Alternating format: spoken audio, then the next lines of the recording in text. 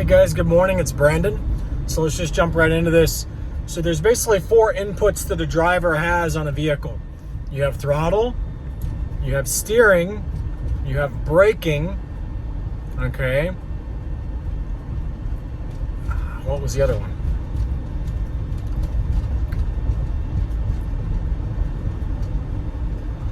Okay, and then we're gonna say the ediff program, even though you don't technically have input on the ediff program, but you do via the throttle usually, okay?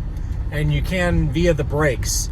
So you can try to memorize the program, you can try to figure out the program based on the throttle and the brake and what it's gonna do to the ediff, if that makes sense. Now, the reason why I bring up these 4 variables, I apologize, I'm just waking up. The reason why I bring up these 4 variables is because as I was going to sleep last night, I realized when Oliver Gavin's complaining that the vehicle had a strange turning event where it didn't steer as he thought it would, let's call a spade here.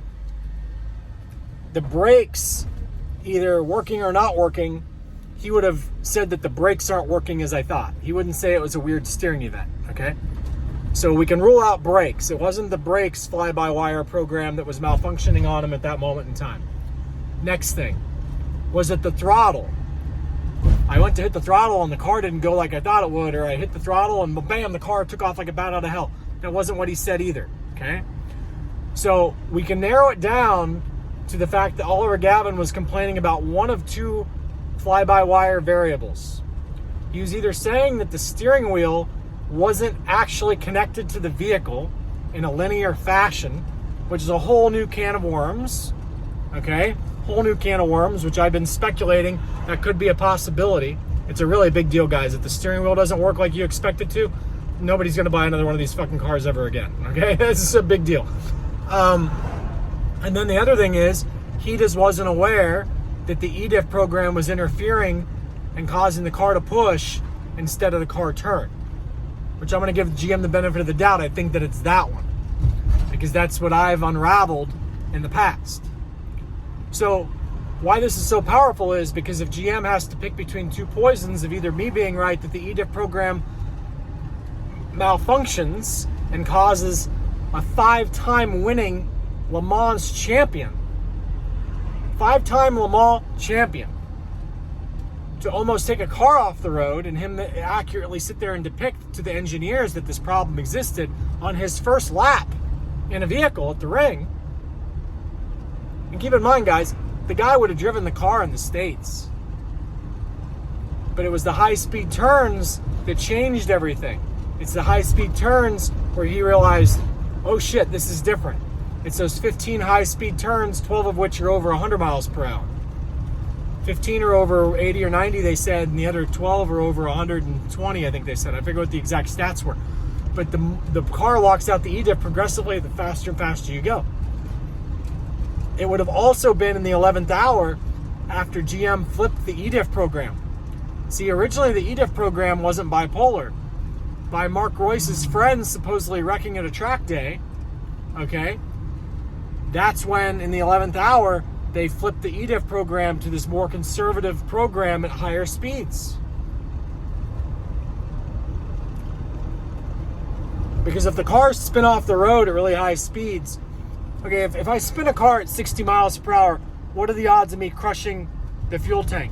Not very high, because the car's going to lose a lot of speed as it spins. If I spin a car at over 100 miles per hour, what's the odds of me crushing the fuel tank that are right behind the driver's seat and passenger seat? Very high. Okay, because that's now the crumple zone. As I go diagonally off the road, that's what's going to take the blow. The back wheel's going to come up and go into the or telephone pole or fence post or rock or whatever it is you hit, guardrail.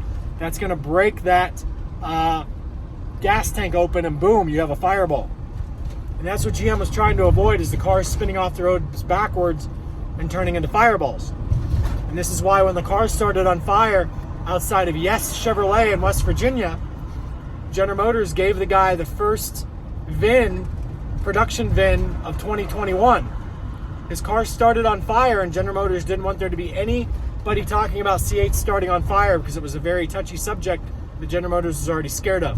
But back to the point of this video. Oliver Gavin was not complaining about braking force. He was not complaining about throttle. Therefore, there's only two things that a driver has control over, that they're used to having control over, and that is a linear ediff program and or steering itself. And if General Motors wants to say that it wasn't the ediff program, they're stuck with picking the poison of the car wasn't responding to his steering inputs.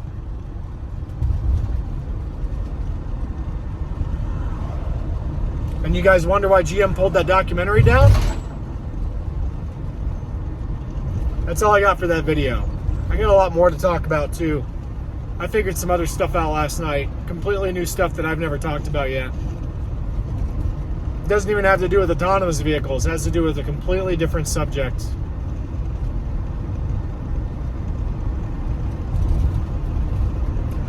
I'm to the point, guys, where I'm getting out the stuff, certain stuff. There's other stuff where it even scares me to talk about it. It's so, because I know the level of caliber of human being who would have to conduct such magic tricks. You're talking like mafia level people. Some of the stuff that I've just figured out. And all I can tell you guys is I'm probably just going to release my products to make the non-Z51s great cars, and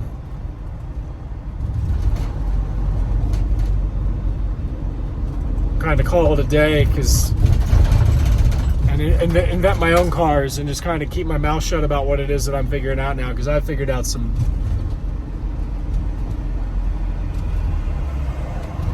See ya.